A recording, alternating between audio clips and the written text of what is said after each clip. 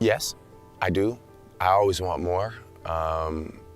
I'm, for some reason, like ready to go back and start working on new music. It's time to talk about one of the biggest, most talked about power struggles in hip-hop today.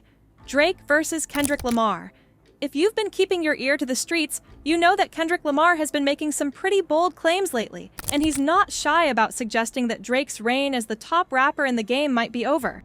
For a rapper in a year, you made history already. Appreciate that. Thank you. You didn't have to win anything, you already won. You understand?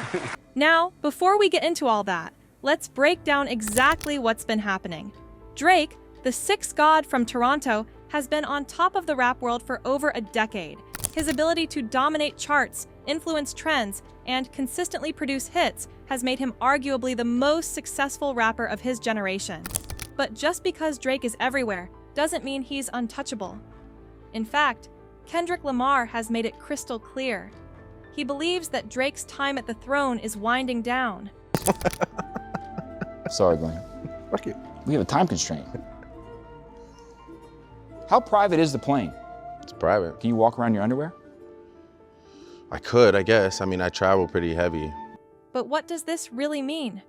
And why does Kendrick feel so confident that his own reign as the top dog is just beginning? Get ready, because this one's about to get real. Let's talk about why Kendrick Lamar's stepping up and what it means for the future of hip-hop. Let's rewind for a second and look at the evolution of Drake's relationship with the media. For nearly a decade, Drake was the media darling. You couldn't escape him. The blogs, the radio stations, the Instagram memes. If Drake sneezed, it was front-page news. His every move was celebrated, analyzed, and dissected by everyone from hip-hop bloggers to mainstream outlets. That constant media attention helped solidify Drake's place at the top of the rap game. But in the last few years, something shifted, and not in Drake's favor. Sometimes you look behind the curtain at a lot of people's relationships and they're just not as like peachy as they seem. It wasn't that Drake's star power suddenly faded. No, he's still pulling in numbers that most rappers only dream about. But the issue here is more subtle. Drake's relationship with the media started to sour.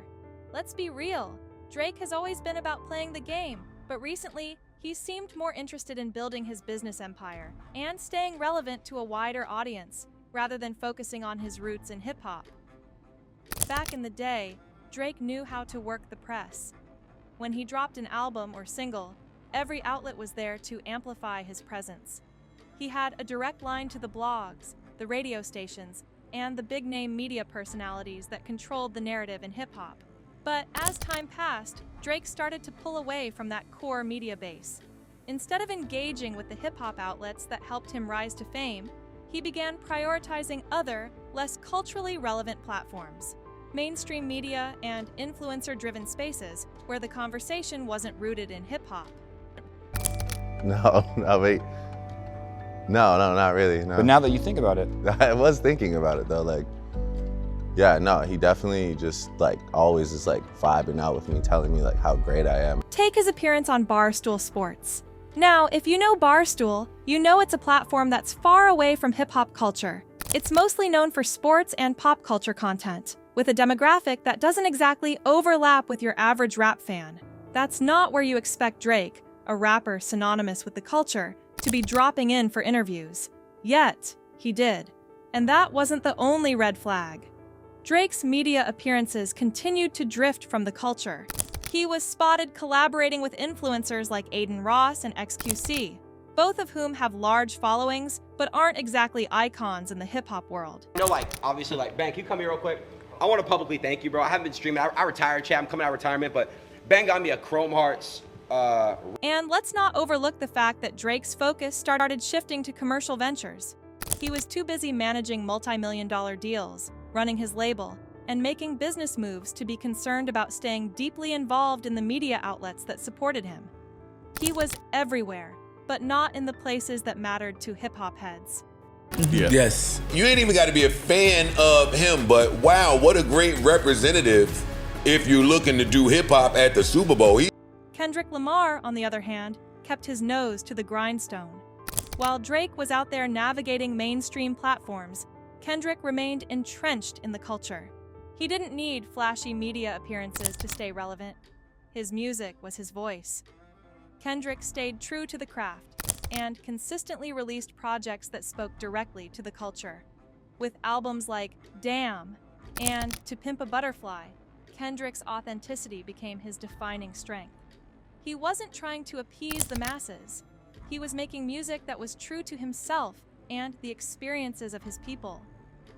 I said my first album, my debut, I wanted to make an album like this, but I wasn't confident enough, so I had to, I had to go back and say, you know what, I want to do it this time around. Wow, Yeah. you really did it, man. Kendrick didn't play the media game in the same way. He wasn't hopping on whatever podcast had the biggest buzz or chasing the next viral moment. Instead, he chose to let his art speak for itself and allowed his limited but powerful media appearances to maintain his mystique. By sticking to his roots and maintaining a clear vision of what he stood for, Kendrick capitalized on the disillusionment that many felt with Drake's new direction. This growing gap between Drake's commercial focus and Kendrick's cultural relevance made the shift in power that much more noticeable. Fans and critics alike began to wonder, was Drake, the rapper we all knew and loved, slowly becoming more of a corporate entity? While Kendrick's marketing team has been working tirelessly to promote him, but not in a forced, look at me way, they know exactly when and where to place Kendrick's music and commentary to keep him at the forefront of the conversation without selling out to mainstream platforms. Kendrick is there when it matters, making appearances on hip-hop-centric podcasts, collaborating with other legends in the game, and just living the culture. So, while Drake's reign might not be completely over, he's still a force to be reckoned with. There's no denying that Kendrick Lamar has used the cracks in Drake's media strategy to carve out his own lane as the next leader of hip-hop. He's taken full advantage of Drake's missteps and has positioned himself as not just the future of rap, but the voice that truly understands the culture. Let's not forget the famous beef that put Kendrick Lamar on the map in a new way. While everyone remembers the famous Control verse from Kendrick that sparked chaos in the rap game, it's what happened afterward that truly defines the trajectory of these two artists. Let's talk about the most important part of any artist's career, the fans. Both Drake and Kendrick Lamar have massive followings, no doubt, but when it comes to loyalty, Kendrick's fan base seems to run deeper. Drake's rise to fame wasn't just a product of his musical talent. It was his ability to bridge the gap between rap and pop culture. Songs like Hotline Bling and God's Plan showed that he could dominate both the hip-hop and pop charts, gaining attention from mainstream audiences and music fans across genres. And that's undoubtedly a major part of his success. But as his music continued to shift in a more pop-driven direction, particularly with albums like Views and Scorpion, something began to happen. As Drake expanded his horizons, he risked losing the core hip-hop heads that had once been his strongest supporters. One of the clearest signs of this shift has been visible on social media, particularly on platforms like Twitter and Instagram. Take a look at this tweet from a hip-hop fan on Twitter that got a lot of attention. Drake out here doing TikToks with influencers while Kendrick out here telling real stories. Who you really rocking with? One Twitter post that went viral during Kendrick's Damn tour reflected this sentiment. I don't just listen to Kendrick. I live his music. It's a lifestyle. He talks about things I've lived, things I've seen. Drake's cool, but Kendrick? He's real.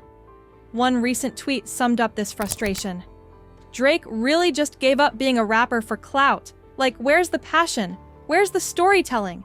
He's pop now, not hip-hop. This tweets reflect the growing sentiment among a segment of Drake's fan base who feel like he's moved away from the real, gritty storytelling that made him an icon in the first place. On Instagram, you'll find posts from fans celebrating Kendrick's Damn and To Pimp a Butterfly albums, often sharing personal stories about how Kendrick's music helped them navigate their own struggles. Kendrick's fan base doesn't just follow him, they live and breathe his messages. A popular post on Instagram from a Kendrick fan read, Kendrick's music saved my life. I've grown with him through every album. He's the only rapper who speaks to the soul. This is the kind of loyalty Kendrick has cultivated over the years. It's not just about the music. It's about a deeper connection to the artist and what he represents. For Kendrick's fans, his lyrics have always been a reflection of their own experiences. Whether it's his powerful storytelling on Good Kid, M.A.'d City, or the politically charged commentary in To Pimp a Butterfly, Kendrick's message hasn't wavered. His fans see him as a leader who isn't just here for the fame, but is genuinely trying to make a difference. So, what do you think? Is Kendrick Lamar the new king of hip-hop? Can Drake hold on to his throne in the face of Kendrick's growing influence? Or is his reign truly over? Let us know in the comments. And don't forget to hit that like button if you're feeling what we're saying. Subscribe for more inside gossip on the biggest names in hip-hop and Hollywood. You won't want to miss what's coming next.